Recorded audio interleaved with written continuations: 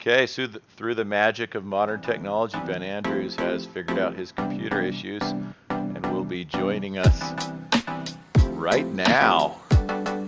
We are live, gentlemen. The world for us being a few minutes late. Had a problem with unmuting a computer. And you know what? We have all gone through that experience with technology. Thank God for people like Todd who can walk us through things.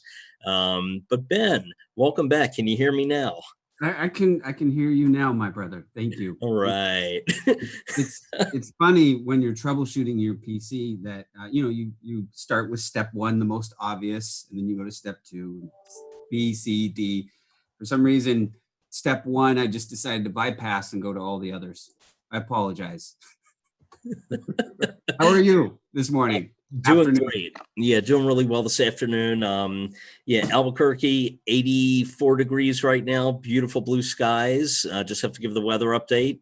I'm not sure where you are. It looks like you're up in space in the Star Trek Enterprise.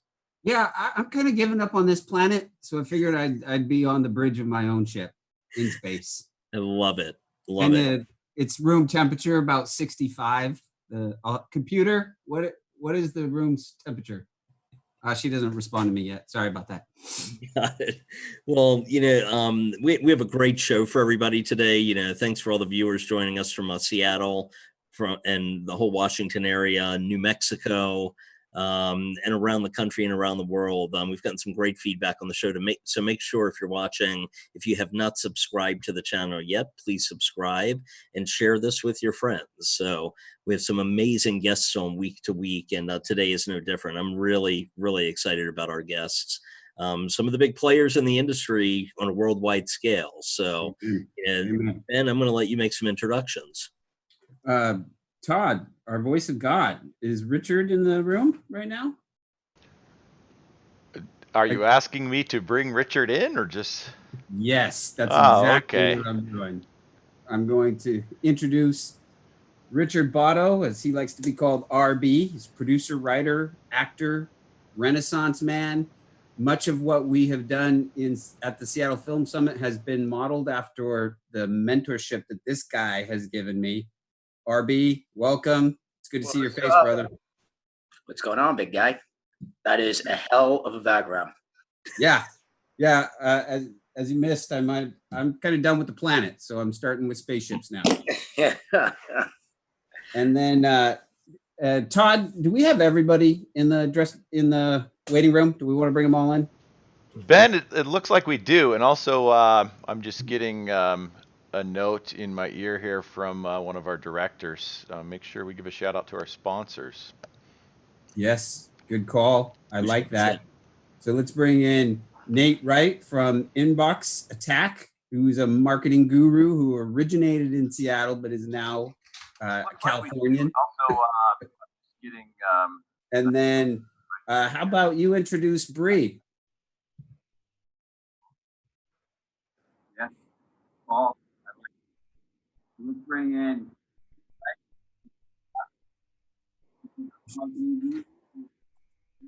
You guys hearing Todd?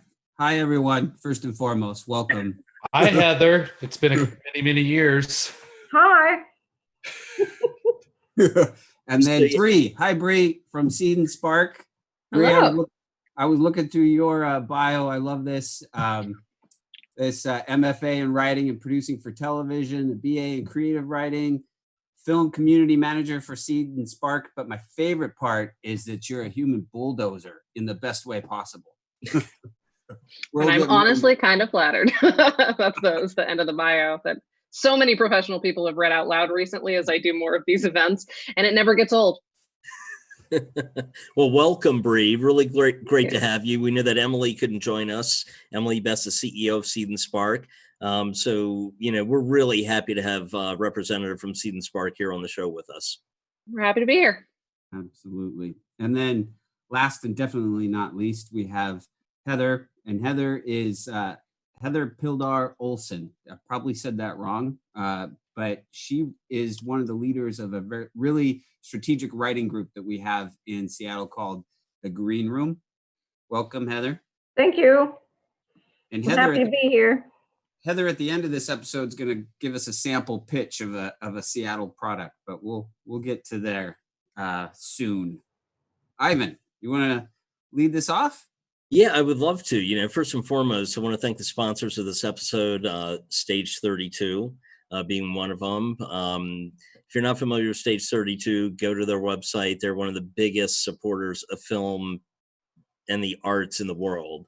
And, really happy to have the CEO here. So thanks for being here, RB.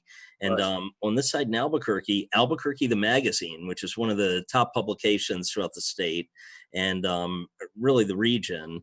And it's all about entertainment and what's happening in the city. Laurel Lynch, their publisher, was talking to him earlier today. He's a visionary and is a big cinephile himself. So I think Laurel should be tuning in right now watching this. And I just want to give a big shout out to Albuquerque the Magazine for all they do for the community and especially the Albuquerque Film and Music Experience. Cheers to that, my friend. Well, how do we want to fire this off today? I know our main topic is really about how to use this period of time that we're going through to create new connections or unprecedented connections. But before we dive into that, I'd just love to go down the line. We could start with Bri, and we'll go to Heather, and then Nate and RB will go last, and just give us a 1 to 2 minute check-in about how you're doing. Well, I'll say it's good we're having this conversation this week because I'm doing much better this week. As I mentioned, we've been doing a lot more online events recently. Seed&Spark has a pretty robust education program. Usually we're traveling all over the country and world to teach a variety of workshops on crowdfunding and distribution and pitching. But now those are all virtual. And the good news is we can do more of those. The bad news is that we can do more of those. So I am talking a lot these days, and sometimes that gets a little bit tiring because for those of you who don't talk for a living, you don't necessarily realize how tiring that can be because you got to be you got to be presenting, you got to be presentable because you're doing it for a job. So that's definitely been an adjustment, and not leaving the confines of my bedroom and having rest and work be in the same place is not always ideal, but I am very lucky, and I recognize how lucky I am to still have a wonderful job at a company that I love and get to speak with creative people every single day who are all trying to figure out the puzzle together. Nobody feels like they're competing anymore, which feels really, really lovely. Everyone realizes that if the entertainment industry is going to get through this and we're going to still value art the same way that we always have, we're going to need to do it together. So that has been regenerative even on my most tiring days. Yeah, appreciate that, Bri. And I just want to add to that, some of the creatives from Washington and Seattle in particular with Seattle Film Summit and New Mexico, we were brought together to collaborate with two separate sections, Pacific Northwest and the Southwest, and just bring educational components and, hope and inspiration for everybody that's watching the show and getting people on from these communities and from elsewhere. I think it's been really powerful and new relationships that have been built, for our festival and Seattle Film Summit. So we're really looking at a positive thing here in terms of what you can accomplish with new connections and friendships. Absolutely. Well, thank you for being here. Heather, how are you doing? I am doing pretty well. Today's my birthday, so I'm happy to be spending. Happy birthday! Thank you. Spending part of it with all of you. Normally on my birthday, I like to have a big party, and tonight my party will look just like this. It'll be a Zoom happy hour with some family and friends, and overall we're good. We're healthy here, which is the main thing, and just trying to stay creative. And at the same time, I think it's a time that we need to do what we can do creatively, and we also need to let ourselves off the hook to some extent, because there are days, I know for me, where I get a ton of writing done and I'm feeling great, and there are days where I cannot do anything, and that's okay too. And my goal of, finishing a screenplay or finishing a novel might not happen during this pandemic, and that's okay. If I get some stuff done, that's awesome. But I'm very grateful for the Seattle film community and for the Green Room in particular. We've kept our meeting schedule going every 2 weeks. We have some really talented writers in the room, and people are generating some really great screenplays. We're looking at future opportunities and collaborations, and we're very grateful to Ben for allowing us, one of us from the green room, to pitch as part of this event every week. And I volunteered to go first. So we'll see how that all works out at the end. But yeah, we're good. Overall, things are good. Excellent. Thank you for joining us. Nate, how are you, brother? Oh man, maybe not as good as everyone else. No, yeah, they're going into this thing. I tried to get ahead of certain problems, and I got on the phone with as many people as I could, clients, vendors, friends, freelancers that work for me, and trying to figure out how to get ahead of it. And there's some certain things I was really wrong about, not from like a hoarding toilet paper perspective, but from a business perspective, like, keeping the lights on. One of the happy things I was wrong about was there's a lot more work for writers right now. I would have to say, typically on a typical day, most of my primary business is coming in is, hey, help me send out a crap ton of emails so I could sell this piece of software, or crowdfunding stuff. I've done a whole bunch of like Seed&Spark and Kickstarter and Indiegogo campaigns before. Lately, everyone's asking for writing, mostly from overseas. Like right before I got on this call, like just minutes before, I was on the phone with a guy in Uruguay who wanted me to sell something not very exciting, like Amazon Web Services stuff, but the demand for paid writing and the fact that he paid my full rate, and he's a guy overseas, and typically I was way wrong about it. I thought like the writing work would just dry up on the commercial side of things, and it is actually what's keeping my company afloat, all my little companies afloat right now. So a lot of gratitude and a lot of surprise, but a good kind of surprise. Some of the stuff I was wrong about wasn't quite so pleasant. So, yeah. And happy birthday, Heather. Last time I saw Heather was at her birthday party, and I tackled a strawberry cardamom crumble. And right. strawberry rhubarb cardamom crumble. And it's the last time I ever cooked with cardamom. And because it was like $30 for the stupid jar cardamom.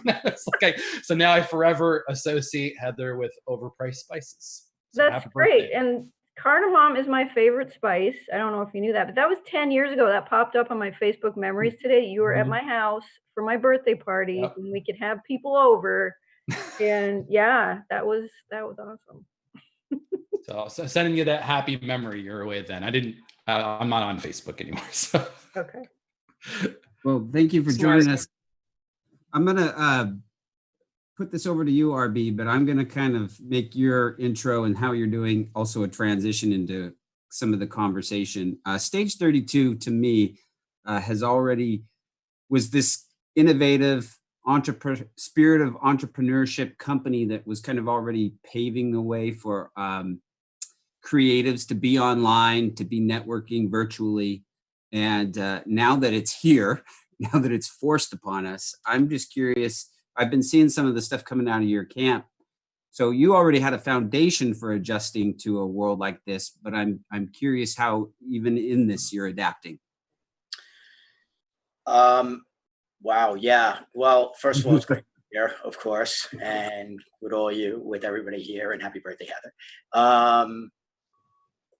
Yeah, it's been a really intriguing time, and I agree with Nate that there are things that we expected and then things that we definitely didn't expect. And going into this, we had been experiencing a pretty big growth spurt over the last year, but now with everybody home, it's exploded. So, and the other part of that is, because we are so executive and professional heavy, meaning that, we have all these professionals and executives that teach for us and provide services for us and mentors. We work with almost 1,000 executives and professionals.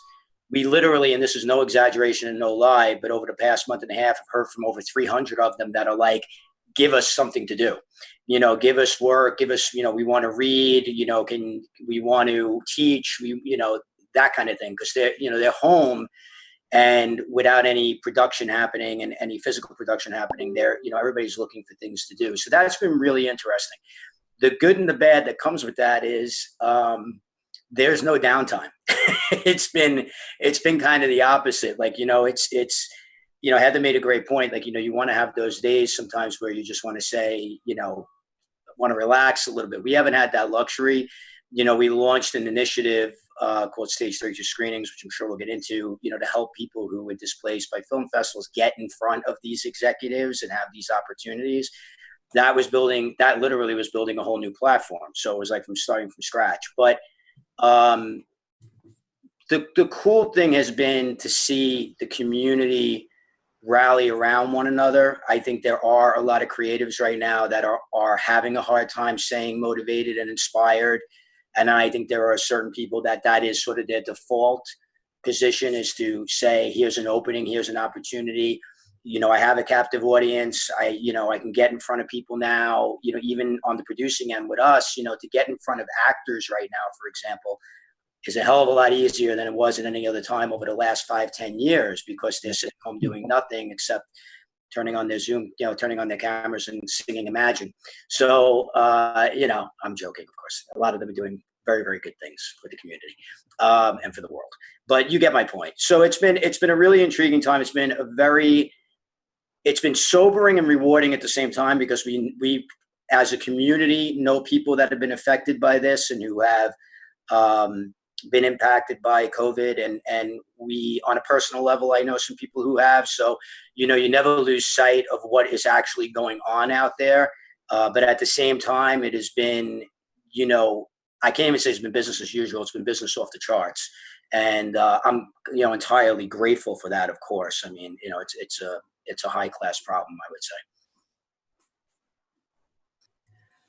You had mentioned, Bri, that, you've been running into the same thing where it's just like busy, busy, busy. I was on the phone with somebody from Sundance this morning, and, she was saying to me, God, we are busier than we have ever been with jobs and projects and everything else. So, Bri, tell us a little bit about, because I know we had Emily come out to our festival 5 years ago, and she did a workshop and distribution and the like. Tell me what the experience is like doing this on a level that you do it on, from Zoom or other platforms online. Tell us about it.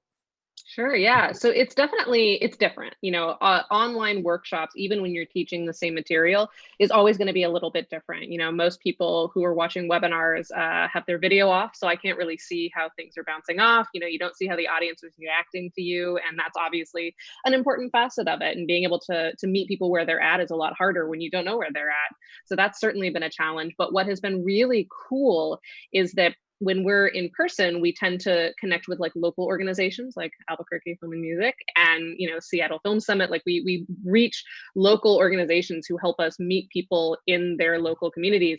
And that is still true online. We're actually getting more requests than ever from local community organizations and film organizations that, had a whole slate of programming just go up in flames all of a sudden. And they're desperate for ways to keep their community together and make sure that they are still sharing hope and processes and things to be thinking about. Even if you're not going to take the next step with whatever the workshop is about, having a reason to gather and talk about being creative and remembering that it is absolutely still possible to make a living telling stories. And here are some ways you might be thinking about that.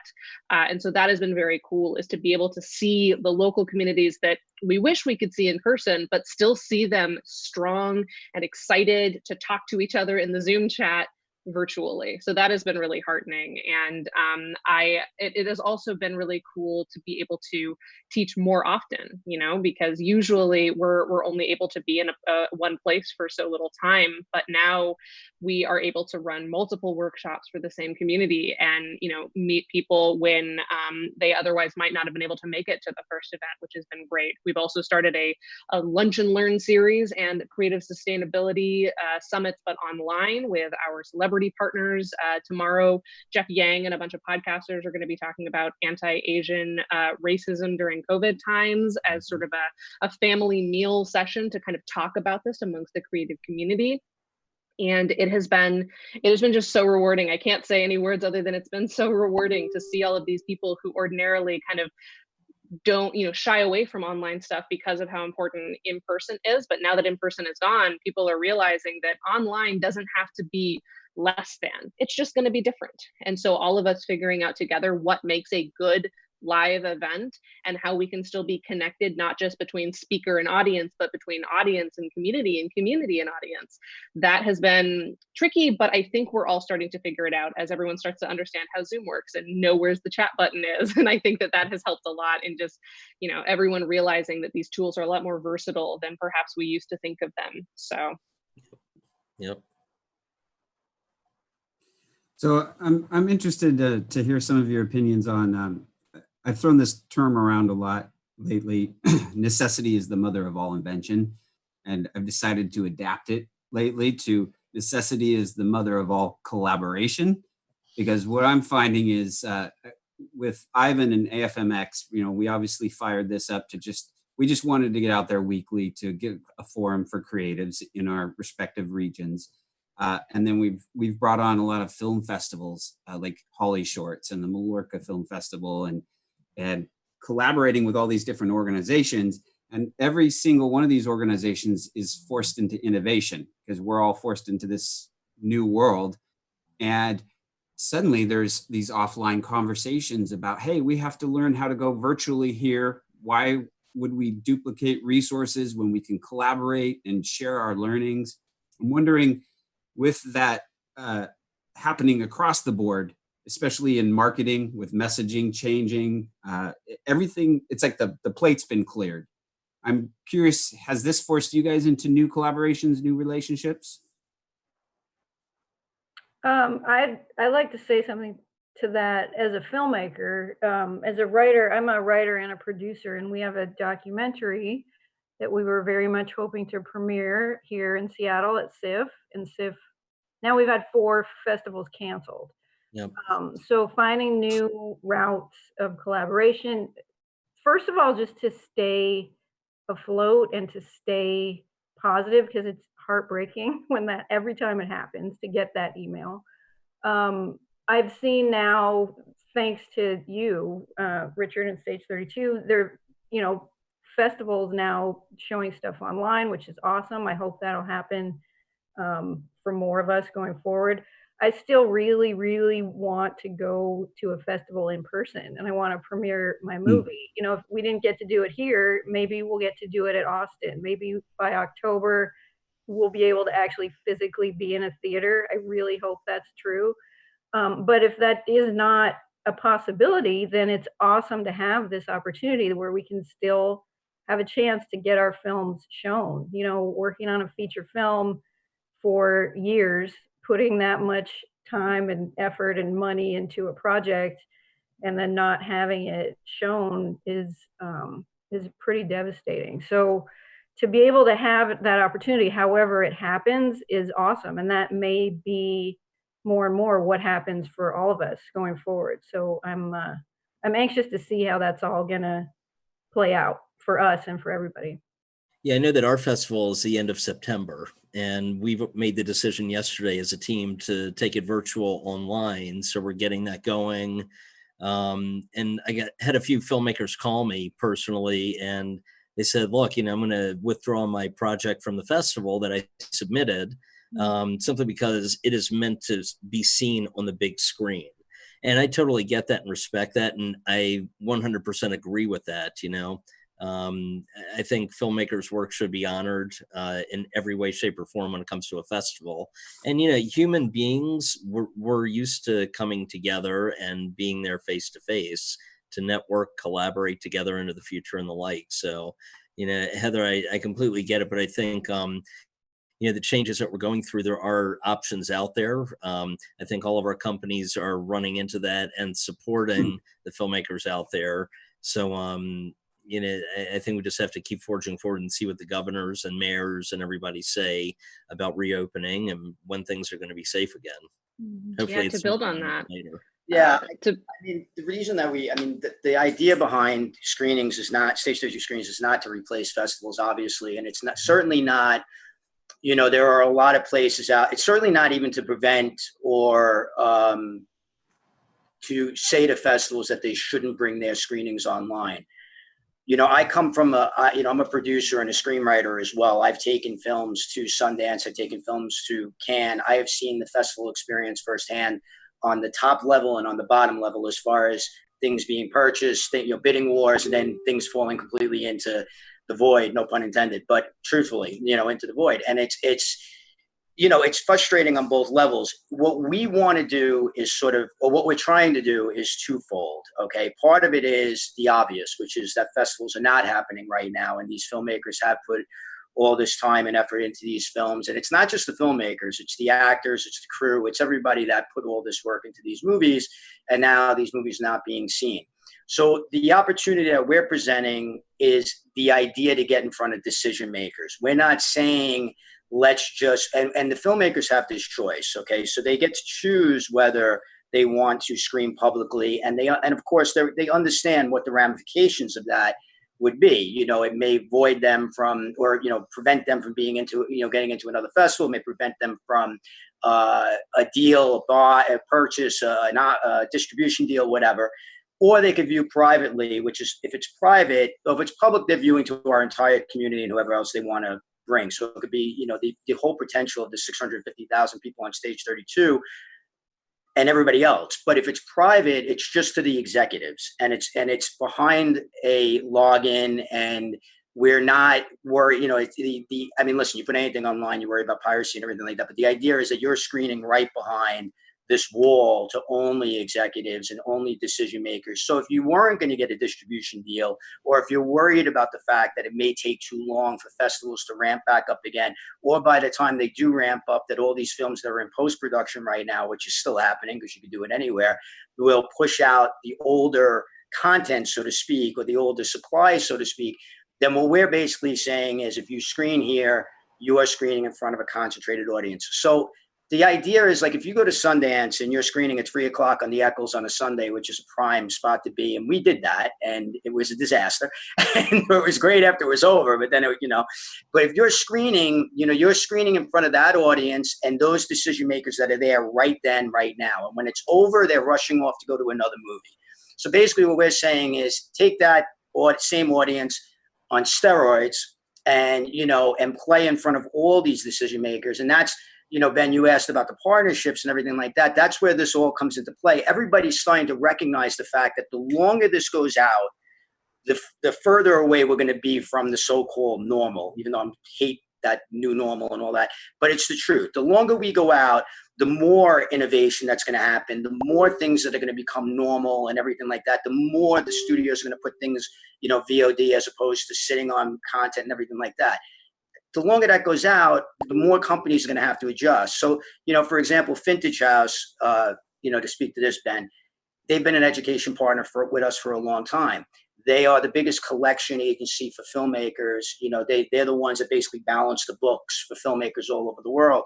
They came to us and said, you know, we want to invite, they have over 6,000 people that they work with who are producers and development executives and you know, sales agents and distributors. And they said, we want to invite them so that they can get supply.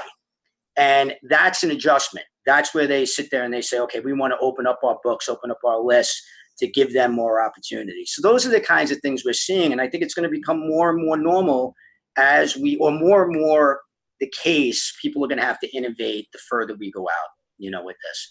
And of course, we all, listen, I love the festival experience. We're partners with a lot of festivals. I love going to them. You mentioned Hollywood Shorts earlier, Ben. I love them. I mean, but we've already had, and we're partners with them. We've already started having conversations of what does this look like if they're not a go in August. You know, we're already having those conversations. And I think those are real and truthful. And I think they're honest. I think you need to have them.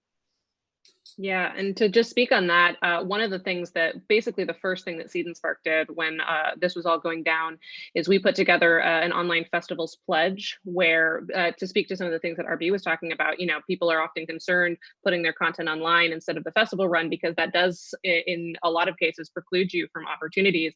And because the new normal is very new and the paradigms are different and you know, in person isn't possible, we felt it was important for the community to stand together and make the decision together. We are not going to penalize people for adjusting to this new normal. And so we've got, I think, over 150 at this point, festivals and distributors that have signed on to that, all of us collectively saying, we don't know what's going to happen, but we're not going to punish each other for trying to figure this out and to continue wanting to share stories. And so we've been a lot more on like the festival side because, you know, I don't think any of us here are ever going to say, online festivals are going to replace in-person festivals. It's just not true. You know, there's so much that you get from being there in person.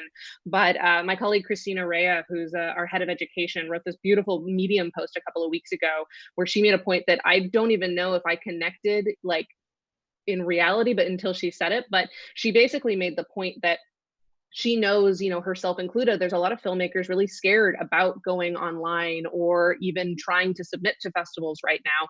And she made the point that, you know, she is a person who loves in-person festivals and would never replace that for the world. But in order to make sure that there are still festivals to attend, we as filmmakers need to do our part and continue to support whatever the new version of these festivals needs to be for the, you know, foreseeable future. Because if festivals go under, and for many festivals, I programmed a festival for 2 years, I know how expensive and hard that is to, and on all of the logistics side. And if you can't survive this year and can't come back next year, then we all lose. So like that has been a really, again, you know, to use the word again, heartening experience to see filmmakers and festivals realize how interconnected their fates are and how we all need to change the way that we think about what the system, what the pipeline for making stories looks like, to make sure that we all still exist next year and can continue to collaborate and have disagreements and have, you know, preferences of one thing or the other. But like right now, we're all in this together. So fighting against each other isn't going to work. We need to acknowledge that we all have our parts to play if this is an industry that we feel is worth saving. And I think we've all agreed that it is. I Really well put. don't mind me interjecting here for a sec. Just, you know, very deeply embedded in the film space, you know, in the first, I mean, that frankly, that's what paid my bills for many years, you know, working with the film school. Stage 32 is one of my first clients, actually, many years ago, when I was still very embedded in the world of MailChimp. And, you know, done projects with Heather and you know, Seed&Spark. I remember having a coffee meeting. I found it on my calendar. Seed&Spark, like, what did I do with them? And I actually met with Erica years and years ago at a coffee shop in LA when Seed&Spark was just starting. And I'm happy to see that you're still around. And that the thing is, though, is that the business, the actual transaction of money in the film space, I think has been kind of interesting lately. And there, you know, RB mentioned, you know, different ways of making deals right now, which I think is fascinating. I love that approach. One of the things that I wish I could see more of is that there are a lot of very talented filmmakers and writers and producers, people with a great amount of talent in the craft that become, for lack of a better phrase, obsessed, you know, with the project. The elevation of their craft during that phase of obsession is very desirable from ad agencies, startups. You know, everyone's freaking out right now, like, how are we going to make TV commercials if we can't shoot a commercial? And I'm like, I could make a call to like any filmmaker on my list and come up with 10 solutions to that problem for way less money. So I guess I'm eager for the filmmakers that are waiting for things to change to dip their toe into the commercial space. I mean, I really wanted to be a screenwriter and realized I wasn't very good at it, to be honest. I'm good with story. It's one of the things that's kept me afloat over the years, but it was tough for me to make the transition from film and music. Musicians are really talking about people going through some like massive anxiety, suicidal thought territory. A musician who's used to gigging every day, not gigging for months, you know, is that I wish I could see more of these filmmakers applying their craft in other areas. Because oftentimes I remember at a call like this pre-Zoom days with Doug Prey and Brian Clark. Doug Prey's a documentary film, used to run a camp out in Central Washington. I don't know if he still does or not.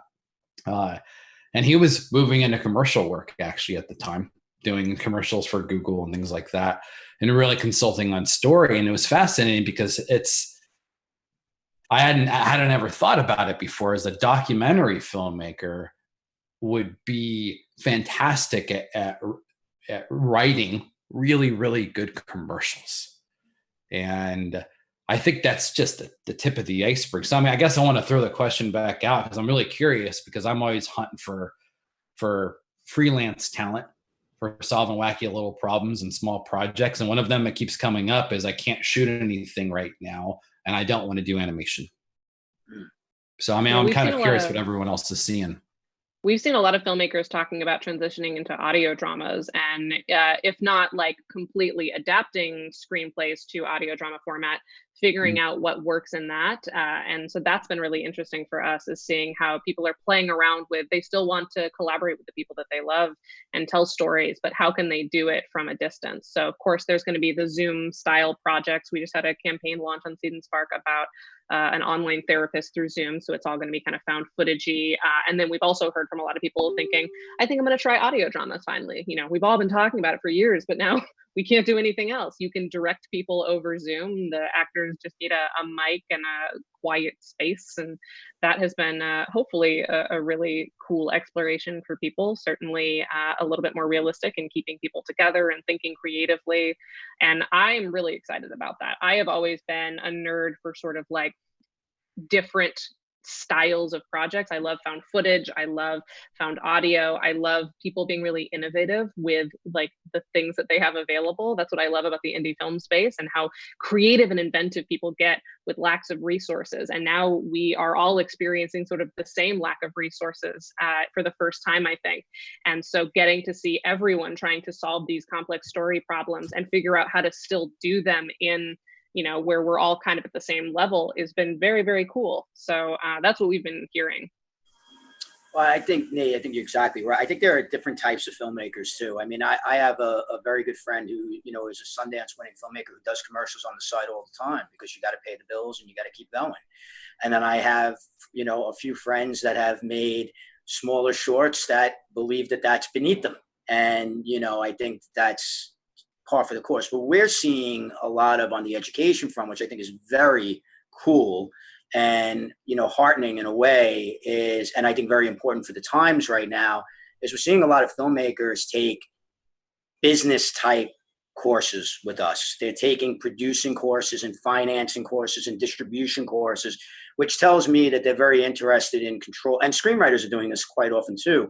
That it seems to me that they're looking to control their own content, and they're looking to control their own destiny a little bit more, which in this day and age where, you know, distribution changes kind of by the hour, you know, and the opportunities, you know, increase and also change constantly. I think it's very, very important that if you're a filmmaker or even a writer and even an actor, I mean, actors are even trying to take, you know, writing material for themselves or having somebody write material for themselves and then trying to get somebody to film it instead of going out and going to every audition and everything. Like, we're seeing a lot of that. So what we're seeing is, you know, they're taking more of those producing courses, more of those financing courses, more of those business courses, industry courses. And again, I think that those who position themselves right now that way, I think, are going to reap the benefits when this is over, because I do think there is going to be a lot more on the self-distribution or on the distribution side that's not going to have to be involved, you know, maybe at a higher level sales agent. To a manager buddy of mine who works on the TV side, and he will talk about the mandates of what the networks and the streamers and the premium networks are looking for. And it's fascinating right now because they're all, you know, they have to change gears here. You know, they can't do the scripted stuff. So even places that weren't looking at unscripted before are looking at things like, you know, what can be filmed in somebody's home, what can be done. So there's all this kind of stuff going on. And I think the people that stay on top of that and position themselves that way are going to reap the rewards, not only now, but when this is all over. Yeah, we've also been seeing people on sort of an earlier stage than what you're talking about. We've been seeing a lot more uptick in interest in audience building, because before, you know, a lot of our advice, you know, there was a lot more places that you could potentially find your audience. But now there's one place you're going to find your audience, and it's online. So we've been working a lot with creators wanting to take their career in their own hands, and so much so these days, but there's so much content, so many people trying to get out there. What your currency isn't a good idea. It's your audience. So if you can find, like, message test your communication with your audience, do more research, find out where people are having conversations, where they're frustrated, and how your content can solve their problems, even if the problem that they're having is just that they're bored, or they haven't seen themselves on television before. This is the perfect time to be offering your content as a solution, and to be working with your audience to try and develop new paradigms, so that when we come out of this, the audience is a lot savvier about what the opportunity is. And the audience, I think, is starting to realize that they have so much more control than they ever have about saying, this is what we're looking for. And when there are creators that are invested in finding those people who want power, who want to be able to shape the landscape in a more interesting way than I think we've all grown used to seeing from studios, I think that there's going to be a really powerful shift there. Because once independent storytellers from, who usually don't get up to all these gatekeepers, realize that the gatekeepers aren't who they need to please, it's the audience members, I think that is going to be a really, hopefully, powerful shift in the way in which stories get made. Ben, this is where you pimp my book. That was a mic drop. Yeah, right? I was trying to do it like that was a mic drop. And yes, this is a great time to pimp your book, brother. No, we should pimp your book. Crowdsourcing for filmmakers. Because that's what this is all about. It's all about building that audience and building that. That's what this is all. That's what the book is about. But I love. Well, let's speak to that. Crowdsourcing for filmmakers, which is not to be mistaken for crowdfunding for filmmakers. And I read RB's book a year or two ago, and it actually completely opened up channels about how I approach my networking and my friends in the industry. And RB, can you get us a link to that so that we can put it in where we can purchase that book, by the way? I think Todd how do you do that? That was unbelievable. Todd did that. Todd, our voice of God. You just put it in the thing. It's also available. Perfect. If you go to Audible too, you can get it. The audio book is free, I think, with an Audible subscription too. You can get it there. But there is, it is all about audience, but exactly what Bri was just talking about. It's all about that idea of moving the audience. You'll be very pleased that there is a Seed&Spark case study in there, because we do cover some crowdfunding. So there is a case study called Sheila Scorn, by a filmmaker named Mara Tasker, who I love dearly, and she used Seed&Spark to fund her film. But it's crowdsourcing. It's about crowdsourcing. However, with crowdfunding, of course, there is elements of crowdsourcing to get your campaign where it needs to be. So, yeah. But as somebody who's read that book before pandemic, and now we're in the midst of pandemic, I would say the book is more relevant than ever. So take a peek at it and get a copy of that book. We're going to bring in, we have another guest who's coming in now, Manny Cowling, and he's the executive director for Inspire Washington. And hey, Manny, how are you doing, my friend? I'm doing great. How's it going, Ben? Not too bad. Not too bad. Thank you for joining us today. Yeah, of course. I was hoping that you could give us an explanation of this merger that you're the executive director of. I know it's Cultural Access and Washington State Arts Alliance, but you are weekly on a call with the other 50 states about the CARES Act, right? Yeah. Well, hello, everybody out there. My name is Manny Qawalli, and I'm the executive director for Inspire Washington. We are our state's cultural advocacy organization. I'm located here in Seattle. In fact, I'm broadcasting right at the base of the Space Needle. The weather is clear and no chance of rain. So let me tell you about my organization and why arts and culture need advocacy. We are two organizations that merged last year, Cultural Access Washington and Washington State Arts Alliance. Let me tell you about all the really wonderful things that are under our cultural umbrella. Well, that would be our nonprofit science, heritage, and arts. Science, like zoos and aquariums and botanical gardens and the Pacific Science Center, organizations that really pursue innovation, technology, curiosity. And then we have our heritage organizations. Those would be museums, organizations that tell the story of history or cultural heritage, either through storytelling or through historical sites. And then, of course, we also have the broad array of the arts, performing arts, literary arts, media arts, film, music. But it's also not just about nonprofit. It's also about all of our creative and cultural people. Like what I like to say is that we don't just care if cultural or creative people work for nonprofits. We just care that they're working. So all of our music bands, our filmmakers, right? Everyone is pursuing their work and their craft and tapping into their passion because of their creative skills. The Washington State Arts Alliance has been historically the state's arts advocacy organization. And this has been kind of a movement that started about 30 years ago. Back in the 60s, I'm so sorry to say, start a sentence with back in the 60s, but back in the 60s when they created the National Endowment for the Arts, imagine this, all this money started going to the states to give out to the creative and artistic field. Well, that's great. But when you work for the state giving out artistic money and your boss is the governor, you're not really in a great position to say this isn't enough or we should be doing more of this. State offices cannot do grassroots advocacy. And that's why in the 60s, cultural advocacy organizations started being founded across the state. So what does that mean? We have the Washington State Arts Alliance. There's Texans for the Arts. There's Mass Creative in Massachusetts.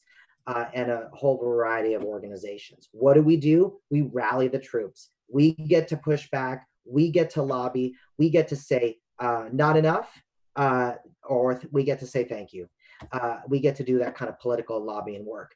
Historically, the Washington State Arts Alliance has done advocacy on the federal level for a lot of stuff that we all care about here, but we just don't know about, such as money for NEA, also money for National Endowment for the Arts, money for IMLS, Institute for Museum and Library Services, that funds the Science Center, our museums, or libraries, as well as legislation and appropriation for public broadcasting, visas for national artists. The list goes on and on and on. We all know that policy controls lives, and therefore somebody's got to be in the federal government that is making all the policy, saying, let's think about culture, let's think about creativity, let's think about what our artists need. So that's kind of been the history of the Washington State Arts Alliance: federal advocacy, state advocacy for anything that is laws that are created in the state, in champions, lawmakers to really push legislation forward, and also to convene the cultural sector in Washington around an education conference, which is called the Cultural Congress. We have it every year. And also Advocacy Day, having advocates go down to the state capitol. That's what that is. But again, I did start a sentence saying in the 60s. Well, let's fast forward. What does it mean to us now? What is arts and culture? What do we need right now? We understand that there are communities who have historically not had access. We understand that, that there are some people who are really raised with cultural programming, opportunity, exposure to independent films, played an instrument, but we also know that there are communities that don't have that. And that is why an initiative started about 12 years ago to create a new law in Washington, which is called the Cultural Access Legislation. That allows cities and counties to put before their voters a cultural tax. I know tax is a scary word, but this is not a scary word. This is 1/10 of 1% of sales tax. It is 10 cents for every $100 spent. But that money that's generated allows the cultural organizations in that community to expand access, to make sure that arts and culture is embedded in schools, to make sure that communities that don't have never felt that they've had access based off of where they live, based off of their race, based off of their income, that they will have just as much access. It's really about spurring cultural growth, which spurs employment, which spurs educational achievement, and just drives the economy. So these two organizations came together because we have similar objectives. And now Inspire Washington is the chief primary advocate for the cultural sector. And I am part of our team of all the national organizations. We used to talk once a month, but now we just can't seem to talk enough since our cultural sector has really been impacted negatively. And we're just kind of on top of all the issues. I mean, I could go on and on about all the things that we're trying to address, but right now I'd really focus it down to Inspire Washington is committed to our entire cultural sector, making sure that our organizations survive this crisis, not just because of them as organizations, but most importantly, because of the communities they serve, the way they make a profound impact, the way they are essential to economy, and because of the fact that, when we get down to the values of Washington State, it all revolves around curiosity, creativity, critical thinking, and human connection. So we're really working on relief, recovery, and stabilization funding federally, locally, and a wide variety of different unique issues. That was effective. Good. So real quick, Manny, because a lot of our guests and our audience are from different states throughout the union, and you are weekly meeting with the alliances of other states. I'm just curious if you can get us a 60-second update of kind of what you guys are doing at a national level. Well, first and foremost, it's all about funding. I mean, here it is. All of our work was canceled, right? And I know this isn't a unique story. It's happening in all these different sectors. But when you start talking about social distancing, let's talk about what happens on a film set. Let's talk about what happens when you put a play on, and when you put, 200, 500, 3,000 people in a theater, right? Our work is threatened because of all of these important roles that we have around safety. So one, it's about relief and recovery funding. Our organizations don't have cash reserves. They're operating on the edge. And a lot of our organizations had to lay off, 70, 80, 90% of their staff. So top and first and foremost, it's all about funding. It's relief funding. It is, so we really pushed for a $4 billion ask for the cultural sector in the CARES Act. We ended up with 300 million dedicated to the arts and cultural sector. It's not enough. We're preparing the road for the 4th congressional package right now, just making sure our stories are told. I'll tell you right now, if it wasn't for nonprofit organizations being included in the PPP, it would have wiped out most of our national arts sector. I will tell you a good story about that, though. We did advocate for the initial ask of $4 billion in the CARES Act. 29,212 emails went to every single congressional office. And as I connect the dots, I have to believe that's why nonprofits and gig artists and creative economy was included in the PPP. Advocacy matters, right? Yeah, I'll absolutely. also tell you, And sorry to interrupt, Annie, but I Yeah. think formats like this and what's happening in each individual city around the country when it comes to artists, filmmakers, contractors, union members, Nate mentioned earlier, musicians. I mean, the music community here in Albuquerque is a vibrant one that is performing every night. And, some musicians are in 3 locations per day. The music community, to me, it's like, we're film and music and kind of celebrate the creative equality between the 2 art forms. So when we bring that together through AFMX, I'm trying to figure out right now how to, I can bring on Zoom and have musicians perform. It's kind of like the Rolling Stones did for that show, a few weeks ago. They were all at their houses and, on a live stream and performed. It was great. I can do that with local musicians, and we will do that. We want to do what we've done in the past, like bring in named musicians that performed live with the local musicians. Like we had, T-Bone Burnett and Jeff Bridges, got up on stage with the local band for an hour and jammed at, the local Rock and Brews, at one of our after parties. You can't do that, necessarily through a live stream. So how do we celebrate and support all of the artists, whether it's dance, theater, music, through this type of format where you can't have the social gatherings, and I mean, it's really important. Manny, what you're doing, not just for theater actors, but all of the artists that are there. And I agree with you 100%. If it wasn't for nonprofits, really calling their representatives and the like, there would be a lot of nonprofits out of business and artists that are just suffering to the point of homelessness and further. So, I'm kind of curious about. Well, I was teaching a webinar a couple of weeks ago targeting agency owners, so digital agencies, creative agencies. Some of them have already gone out of business. Some of them are having their best months ever. A lot of it just depends on what industries they cater to. And one of the topics that floated to the surface as a survival tactic, for lack of a better term, is banding together. And I think back to my time in the nonprofit space. I've sat on boards. I was on the Nifty board. I started a music education nonprofit. Seattle, I don't know if it's still true, but has the highest density of nonprofits in anywhere in the country.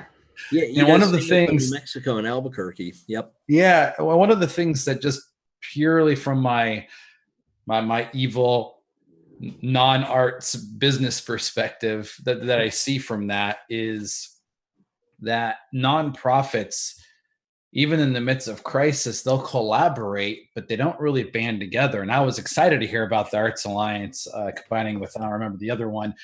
Yeah, I think that the concept of mergers and acquisitions in businesses could be applied to the nonprofit space so they could survive, because I don't think that staying in their tiny little niche is going to work anymore. And a lot of them, the executive directors, the passion points in there want so bad to have their particular view of how to help this particular group represented.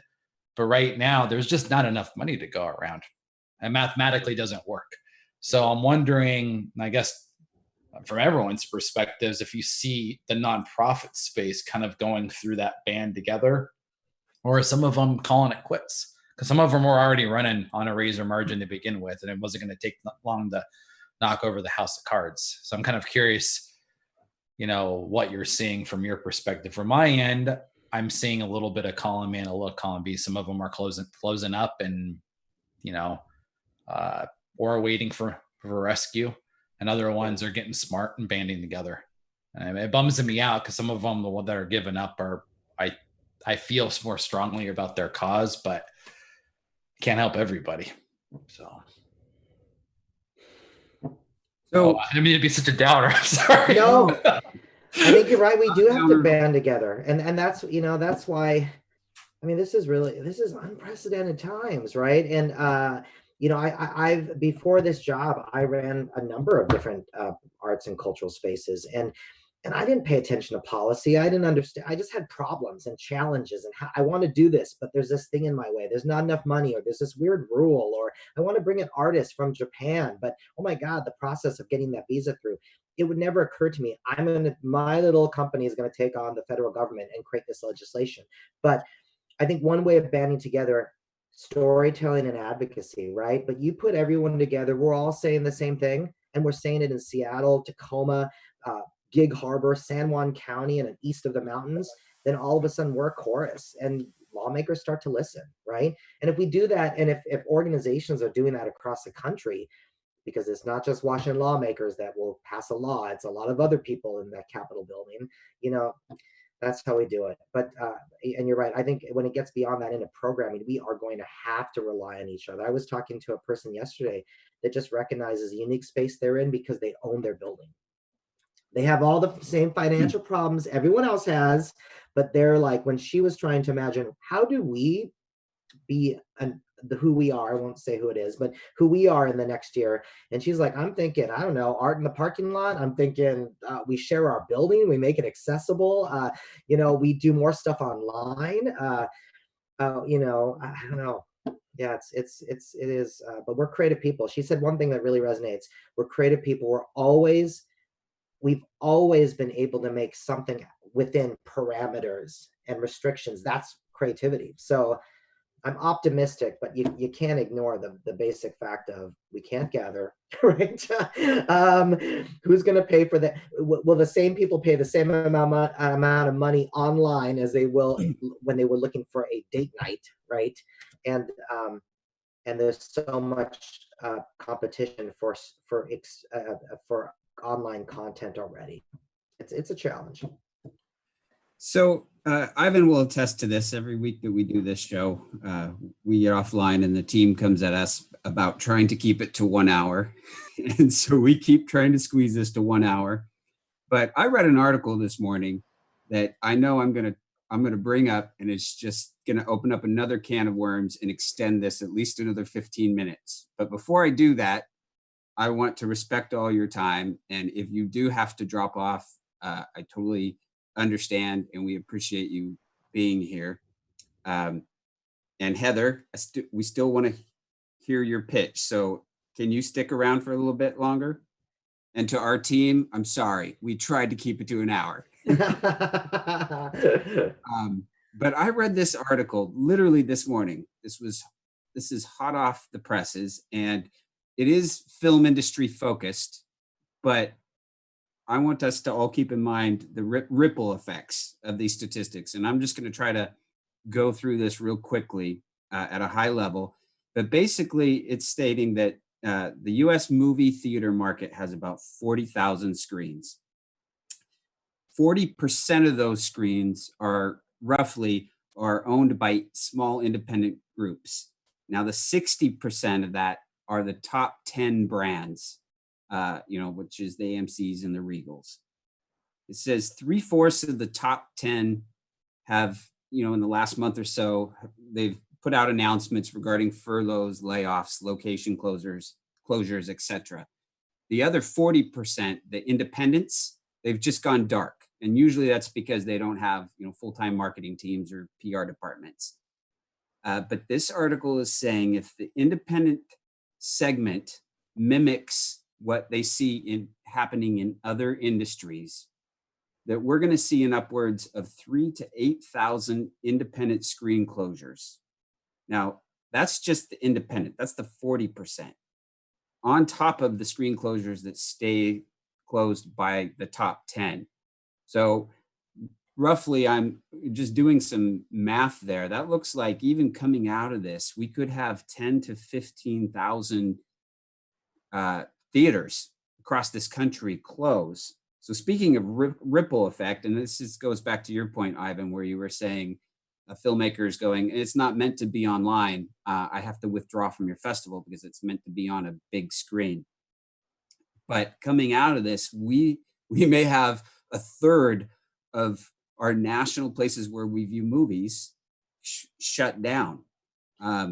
What do you think that other than the obvious, like, are studios going to be trying things differently? I mean, that's going to be a lot of the festivals staying dark, right? I mean, that's it. Speaking of somber, I'm taking the somber from you, Nate, and I just want to get some input on that because that one kind of blew my mind this morning.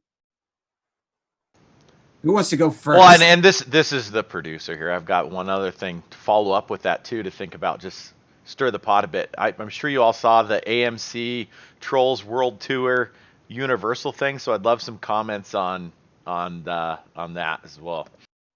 I'm gonna just, since everyone's quiet here, I'll jump in first. There was a whole 1.5 seconds pause. That must mean it's okay for me to talk some more. I was working on, as I said, that there was a lot that could be learned that people in the business space and in the commercial space could learn from folks in the creative space, and vice versa. If you look at the data of malls were already dying before this hit. But with more stuff being shipped, the malls were getting bought up by warehousing companies like the fulfillment services, Amazon fulfillment services, et cetera. And I've worked as an event producer. I've booked stuff at theaters before. I used to live right like stone's throw from the Admiral Theater in West Seattle, and I knew Dinah and heard all of her horror stories about how hard it is to run those. And there's upsides and downsides to it. There actually is. With less screens, it means that it's going to get more full. And psychologically, you cannot get around the fact that the crowd mentality, you want to be in the club that has a line wrapped around the building. that is never going to change, at least not in our lifetimes, because of how deep that the evolutionary psychology is rooted in there. So I think that the ones that survive will actually get more full in some cases, and I think in other cases some of those properties will be bought up and different things will be done. Maybe smarter owners will come in, and there was a theater, I was up in Portland, and they took an old vintage theater and put in overpriced pizza up front, turned it into like a hipster joint, doubled the price of the ticket, started serving beer and wine, all stuff. As if any of you know how hard it is to get a liquor license in a big city, expensive, long, painful processes, but they went through it. And some of them have crowdfunded to help fill some of those gaps, but the ones that became creative, that it didn't just become a movie space.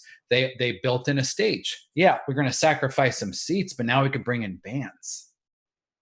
Yeah. Oh, there's this other space here. What else can we do with this space? Can we flatten this area out and have it so people can dance? Yeah, I agree with that. I think in order to survive, I mean, right now it's a question of safety. As much as we all would like to be going to festivals and out to the movie theaters, we can't do that. And until that should be the top priority. Until that's okay, then we can't do that.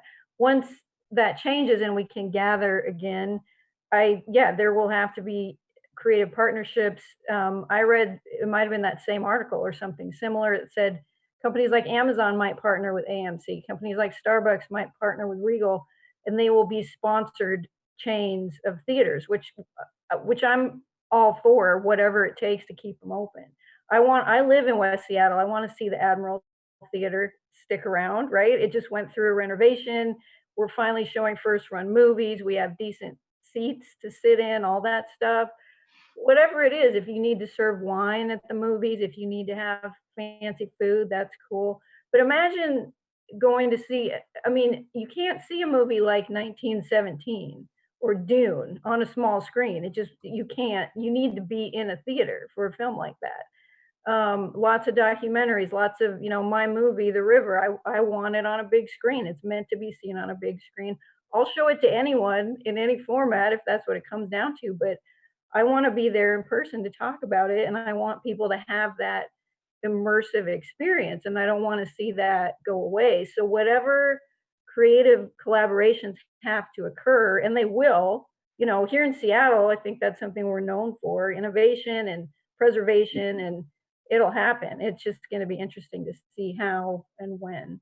We have the Guild Cinema on historic Route 66 Central Avenue here in Albuquerque.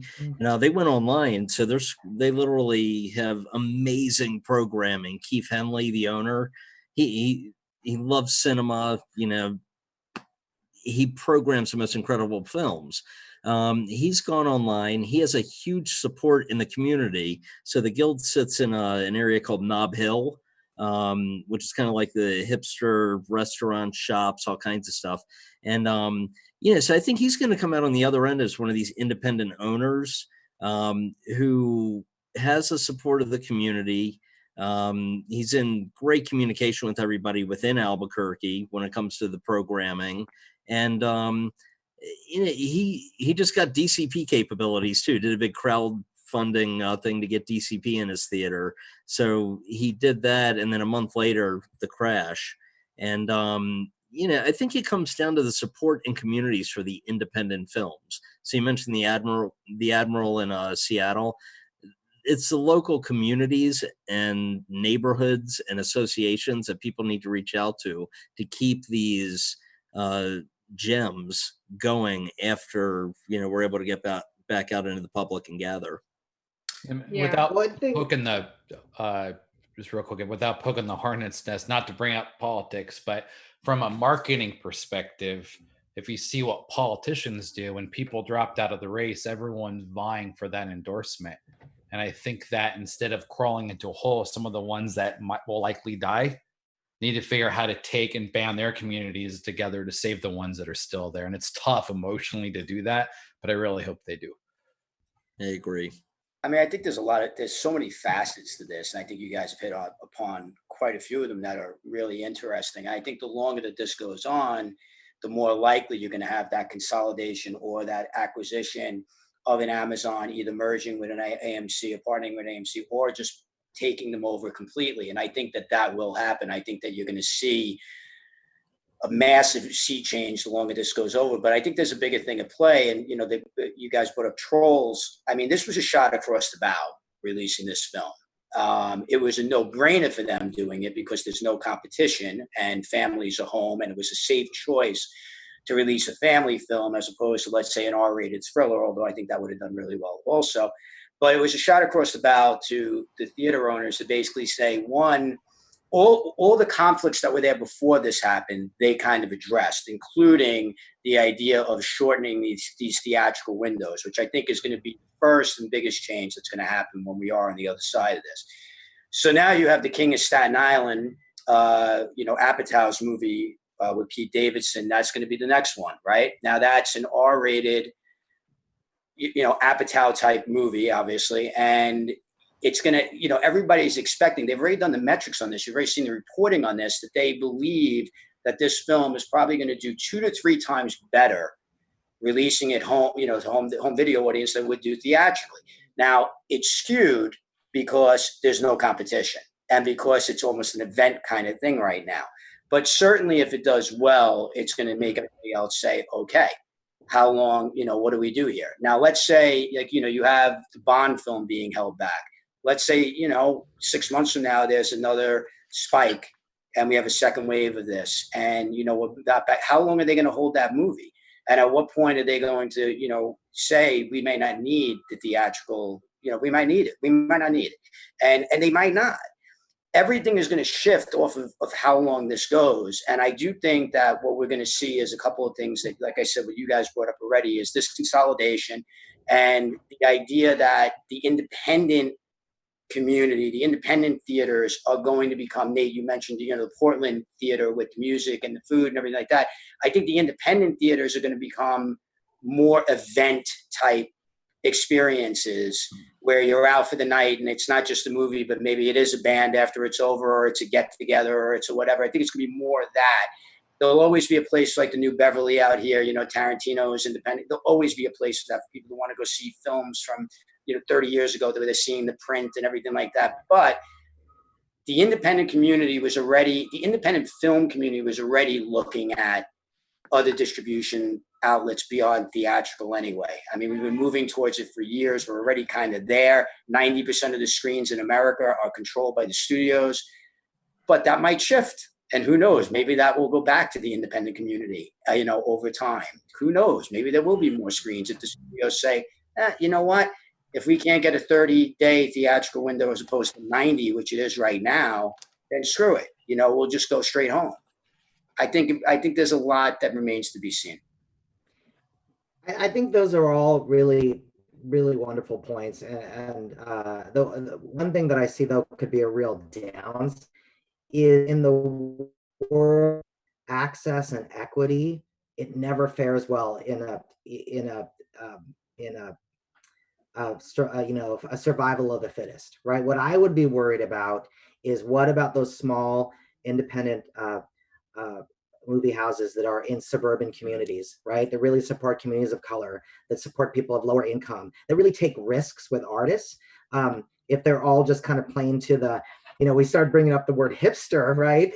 But at the same time, I know here on Capitol Hill, we kind of get frustrated over what happened to Pike and Pine Corridor with the hipsters, right? That we lost a rich cultural, really, non-homogenous kind of thinking, right? That we have these independent art houses. So there's also the downside. How does this, and playing it out, if across rural Washington, there were communities that lost their one movie house, right?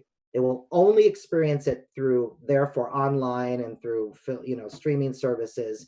Then they move to, those kids move to a bigger city, and that's just not part of their thing. They don't think about that kind of independent, unique voice, creative experience, right? That's just not part of how they were raised. So there's also that. Yeah.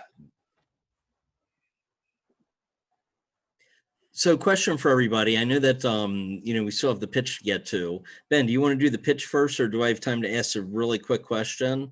We're off the tracks. We do what we want at this point. Yeah, I just want to ask everybody, a simple question. What's your hope for the future?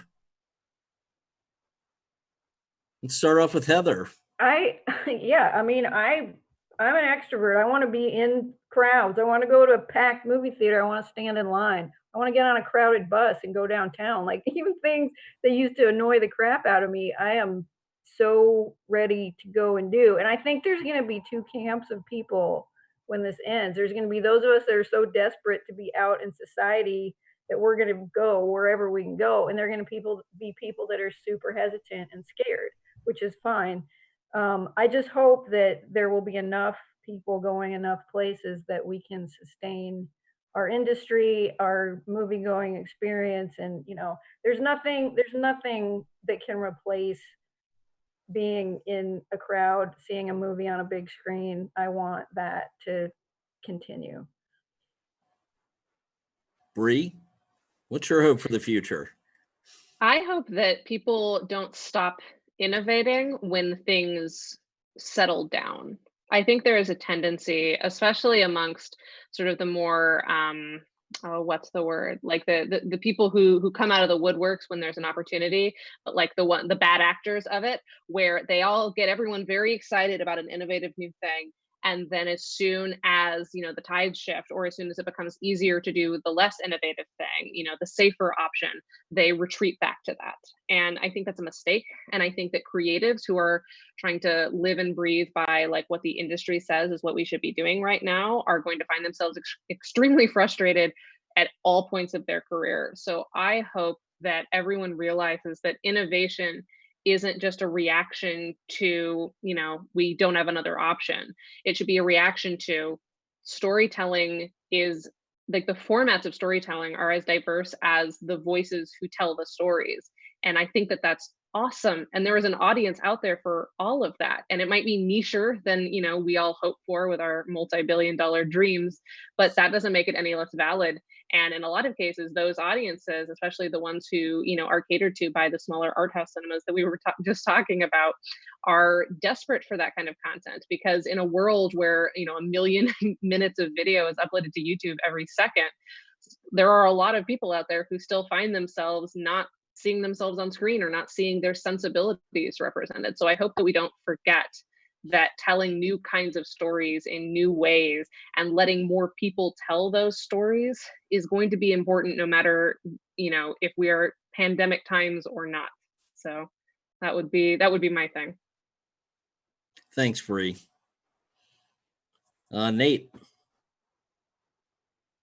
I kind of teased it earlier. I want to see more of the independent, kind of uncouth, off the wall, wacky filmmakers out there go into the commercial space. I've made a living helping people sell really boring things to the masses.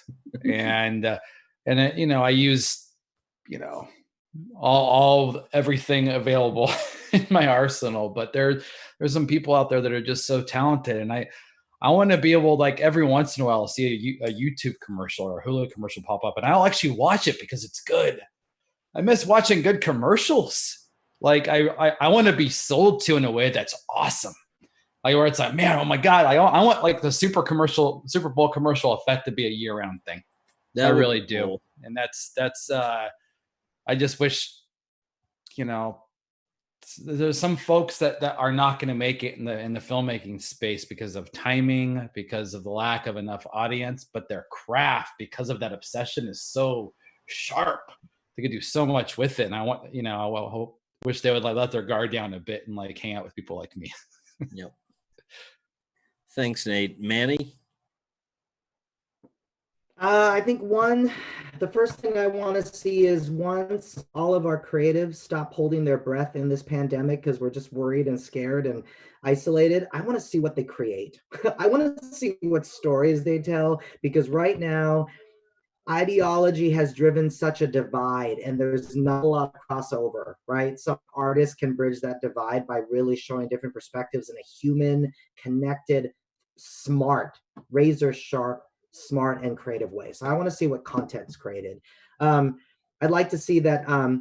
You're right. I think that Bri touched on it. The content that's created, I want people to really realize what they've been taking for granted when they start to realize that this pause that we're on is holding back content. It's holding down creativity. And I want them to see it on a variety of ways. I want them to see that in movies that they see, that they're waiting. When is that coming out? When are you going to put that story together? Well, as soon as we can be in the same room and not hurt each other. And also I want restaurants and Lyft drivers and Uber drivers to say, this is what happens when that movie theater is shut, when that theater company is shut down and no one's coming out afterwards for drinks. I want everyone to realize the value of what arts and culture does for neighborhoods and communities and for the economy. And I also want people to realize I haven't sat in an auditorium for so long and I haven't had a human story play out just feet away from me, right? That human, it's that social distance is more than that 6 feet. It's what we experience. And good point. And I would really like to see that it makes our arts and cultural sector, all of our creatives, for-profit, commercial, nonprofit, everyone realize that we've been kind of the parameters in which we do work has been dictated to us for a long time. But if we all put our voices together and advocate because we have a strong story to tell, social impact, economy, that we're actually going to stand up for ourselves and get more, because everyone else is getting a piece of that pie. Yep. Thanks for that, Manny. Now, RB, hope for the future. I mean, my hope for the immediate future is and I say this in the most non-political way possible, but hopefully that we'll get some valid information that will allow all of us to kind of join together to fight this thing in a way that allows us to be back in theaters and back in restaurants and back out socially sooner than later, and without, recurrence of this. Obviously, vaccine would be fantastic as well. But, my hope is that creatives, Bri brought up innovation, and I love that. And I do think there is so much innovation happening already. I think a lot of people are seizing the moment to say, okay, what do we do and how do we fix it and how do we make it better?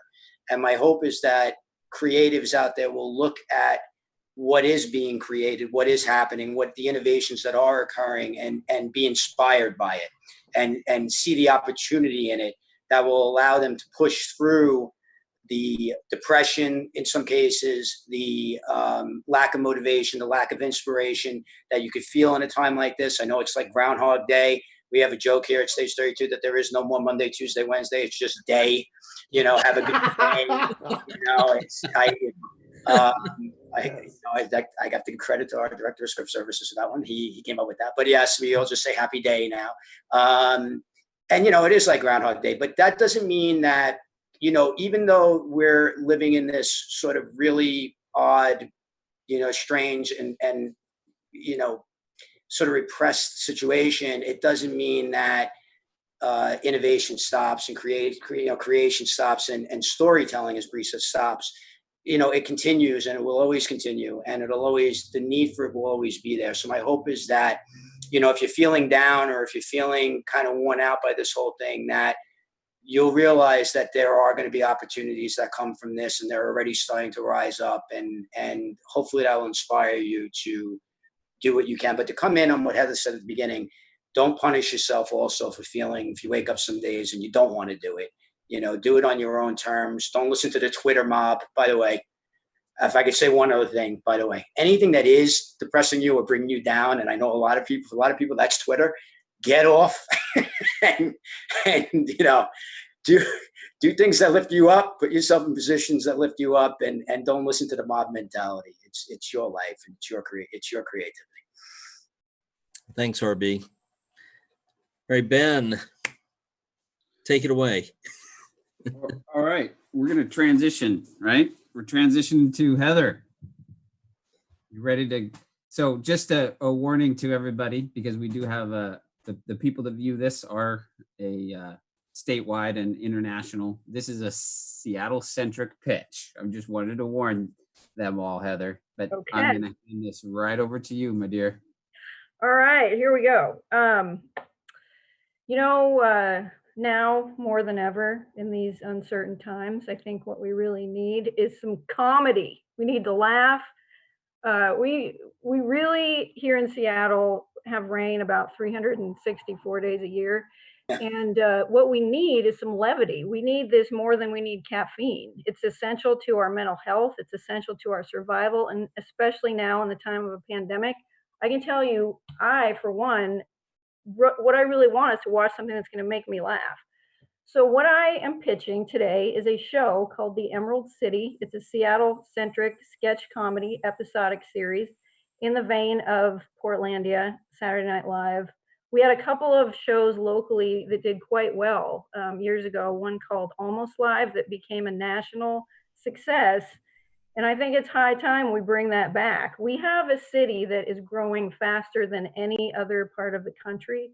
We have some really interesting and controversial things going on here. And I think that makes for some excellent raw material for comedy. So I'm going to give you 4 quick ideas of some possible sketches that we could show in a series like this. So please walk down the yellow brick road with me to the Emerald City.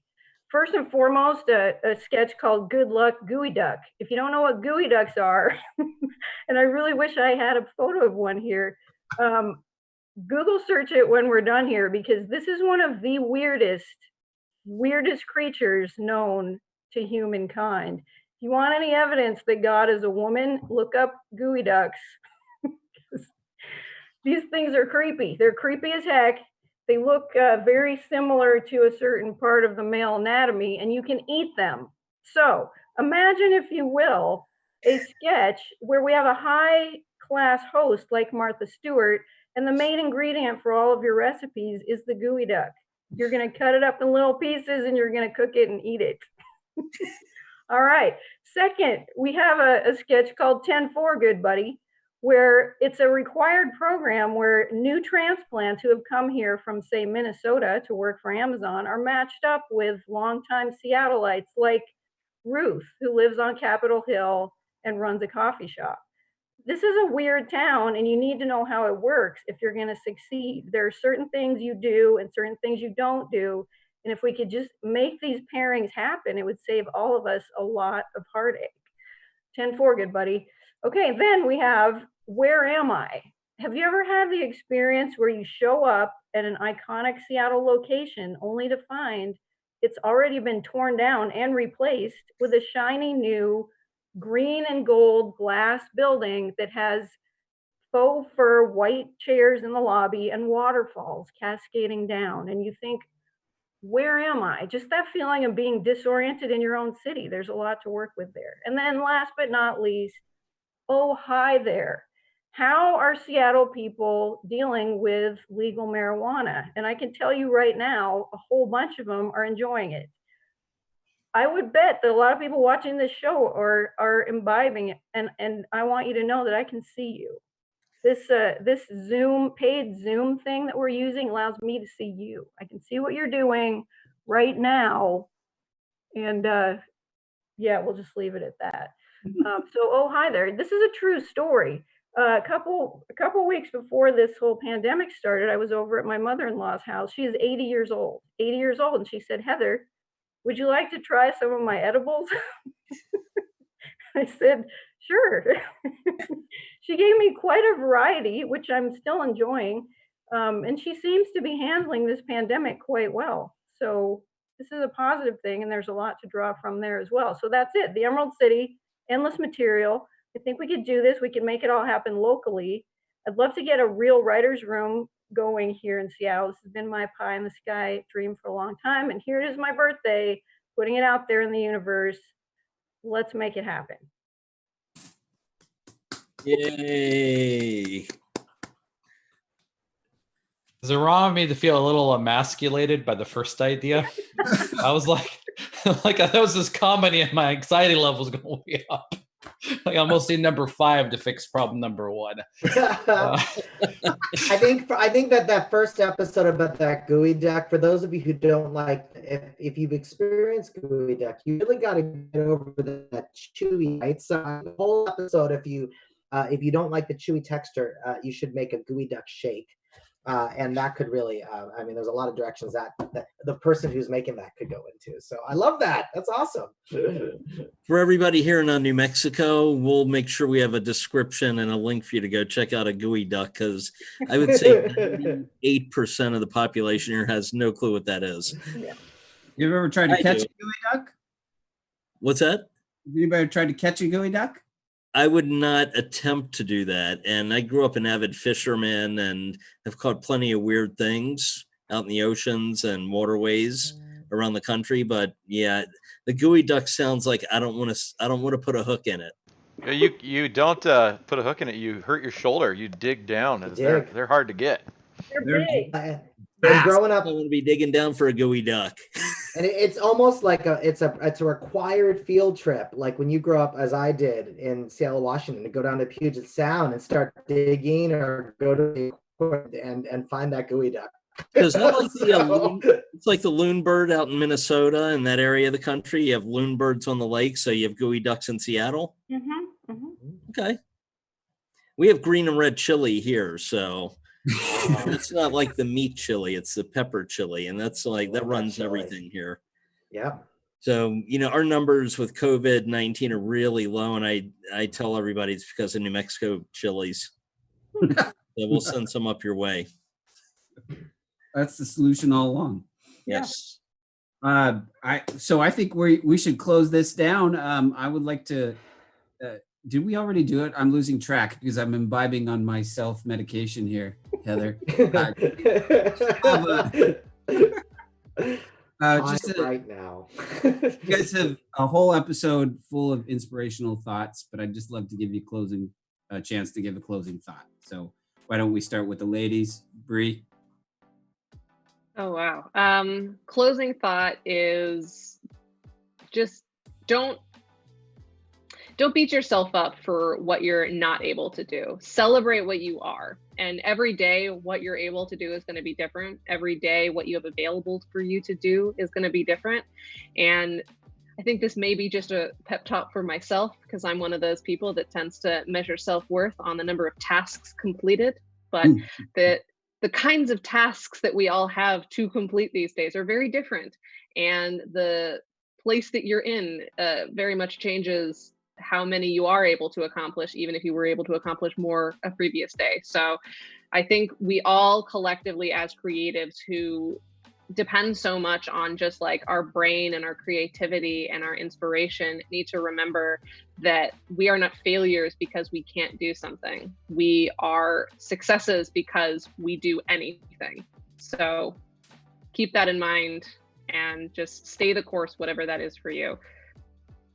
Beautiful. I think that's great. I would echo a lot of that. And really, the only goal that we have right now that we all need to achieve is just to survive this time. And there are days when it is going to be difficult to do anything else, and that's okay. Create when you can. If you can't, don't beat yourself up about it. Stay safe. Really, that's the priority. And we'll come through it. And there will be some very positive things that will come out of this. Having this pause, like the globe has never had before, is actually quite a phenomenal thing. And if we can search for those positive things and come out better, then we're doing just fine. Thank you. Happy birthday. Thank you. Happy birthday, Heather. Let's go to Manny. Creative responders. After those first responders saves our lives, the creative and artists are going to save our souls. So they're going to give us a reason to live and get out of our homes and let go of the fear. So and while I'm saying that, thank you to all the first responders, the doctors, the nurses, the people that come to your home when you're sick and take you to the hospital. Every single one of them, the people that clean the hospital, right? And our police and everyone, and the people in charge who are, like our county executives and our governors who are trying to make sure that we all survive this. But yeah, creatives are second responders. We're here. We're coming to save the world. Well played, sir. Well played. Nate. As everyone else has at least touched on, the new norm, or when things get back to normal, I would just, I I guess the challenge to myself, and I'll share it out loud, is that I want to take a crack during the quarantine, during the crisis, to actually give some of the new norms that I want to test drive, see if I like them or not. So, and I think it's a good opportunity. It's one of those things, if it fails now, it's not going to be like, oh, you totally failed at that. So it's like, it's a very, the bar is pretty low right now. So I'm going for it. Nice. RB. First, I want to just say, Heather, I thought your pitch was amazing. I thought you did such a good job with that. And, you know, you hear a lot of pitches, and when you hear people pitch comedy, the thing that often happens is that they're not funny at all. And you were very funny, and that helps when you're pitching comedy. So I just wanted to point that out. I thought that was great. Thank you. Also wanted to thank Ben and Ivan for having us here today, and everybody on this. I think you guys are unbelievable. Everybody brought so. I'm inspired by this. I hope people that are watching, you all brought such great information and energy. And I really think that that's what it's about right now. I think right now, I think it's about everybody. You know, we've repeated this, and it's been said time and time again that you don't judge. You know, don't put pressure on yourself. Don't judge yourself. Don't be harsh on yourself. You know, at the same time, you know, think about what made you want to be a creative in the first place. Think about what made you want to create art in the first place. You know, why does it matter to you? And I think if you can dig into that sort of reservoir of you know, what brought you to this pursuit in the first place, you might find inspiration and motivation during this time. And I would say, like I said earlier, to stay away from all the news that you know, drains you and brings you down, and be more on top of the innovation and more on top of the creative things that are happening out there right now, because there are a ton of them. And the other thing I would say too is get involved in your community, your creative community. There is so much online education happening right now. Bri talked about what they're doing. You know, we've done about 6 or 7 of these free things. We're doing another one for TV writers tomorrow. It's a community setting. You know, find that. You know, it's difficult right now to be in isolation. So, you know, as much as you could surround yourself with like-minded people and people that lift you up, now's the time to do that. And don't feel like you're alone. You're not alone. Everybody is a Zoom meeting away, or a webinar away, or, you know. So be out there, be present, be visible, but be good to yourself.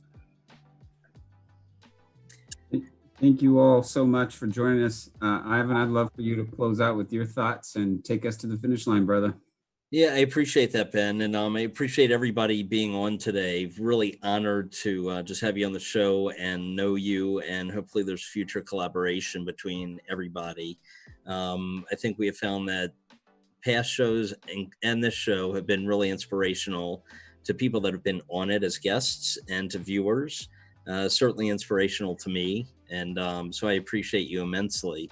One thing that I wanted to say is, you know, going into the future, for however long we're with stay-home orders, pick up the phone and call a friend or a business associate just to say hello and see how they're doing.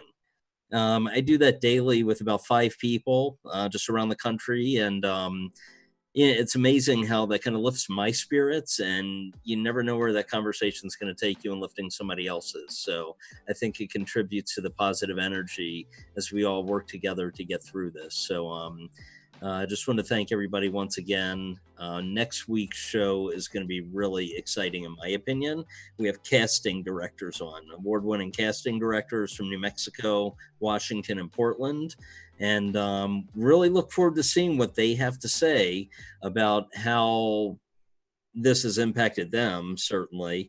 I mean, for instance, and I'll just kind of lead in, we have the casting director for Stranger Things from New Mexico that's going to be on next week. And, you know, she did a big casting call that had like 8,000 people show up about 2.5 weeks before things started shutting down. So, you know, with Netflix, with the production hub at Albuquerque Studios, the big casting call that, I mean, everybody was talking about. I think next week's show is going to be really interesting to see what directions things are going in when it comes to the casting world and what's happening right now with the online platforms. So sorry to extend that goodbye, but thank you everybody for being here once again. Thank you. Thank you.